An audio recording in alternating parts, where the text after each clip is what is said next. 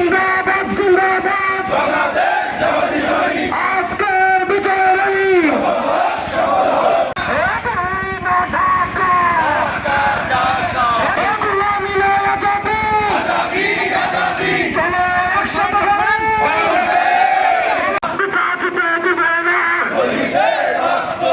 আজকে বাংলাদেশের 54তম বিজয় দিবস উপলক্ষে আজকের এই র্যালি শেষে সংক্ষিপ্ত সমাবেশে শুরুতেই আল্লাহর শুকরিয়া আদায় করতে চাই যে আল্লাহ তাআলা বাংলাদেশ নামক একটি দেশ আমাদেরকে দিয়েছে, আলহামদুলিল্লাহ।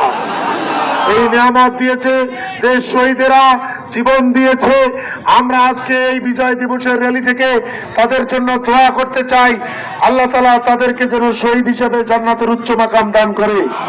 যে সমস্ত শহীদ যে সমস্ত মুক্তিযোদ্ধা পঙ্গু রয়েছেন, আমরা তাদের জন্য দোয়া করি, আল্লাহ যেন দুনিয়া এবং আখিরাত তাদেরকে মর্যাদা দান করে। আজকের এই দিনে আমরা বীর মুক্তিযোদ্ধাদেরকেও গভীরভাবে শ্রদ্ধা করতে চাই, যাদের আত্মত্যাগের বিনিময়ে আজকের এই বাংলাদেশ এই মানচিত্র আমরা পেয়েছি। প্রিয় ভাইরা, বাংলাদেশ স্বাধীনের 54 বছর হলো। এদেশের মানুষ, এদেশের মুক্তিযোদ্ধারা যে আকাঙ্ক্ষা নিয়ে মানুষের অধিকার প্রতিষ্ঠার জন্য যে স্বাধীনতা এনেছিল, এই 54 বছরে মুক্তিযোদ্ধা সহ দেশবাসীর আকাঙ্ক্ষা পূরণ করতে ব্যর্থ হয়েছে। আজকে 54তম বিজয় দিবসে আমরা দৃঢ় প্রতিজ্ঞাবদ্ধ হতে চাই, এই রক্ত দিয়ে কেনা স্বাধীনতা প্রয়োজনে রক্ত দিয়ে আরো আমরা রক্ষা করার চেষ্টা করব। কোন ভারতীয় আগ্রাসনের কাছে বাংলাদেশের স্বাধীনতা সার্বভৌমত্বকে আমরা বিক্রি হতে দেব না।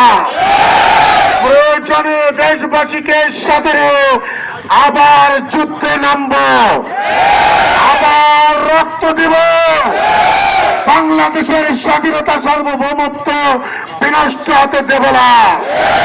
প্রিয় ভাইরা আমার, এই স্বাধীনতা যে সমৃদ্ধির জন্য এসেছিল, মানুষের অধিকারের জন্য এসেছিল, সাধারণ খেটে খাওয়া মানুষের অধিকার প্রতিষ্ঠার জন্য এসেছিল, সেই স্বাধীনতা দিতে সরকারগুলো ব্যর্থ হয়েছে।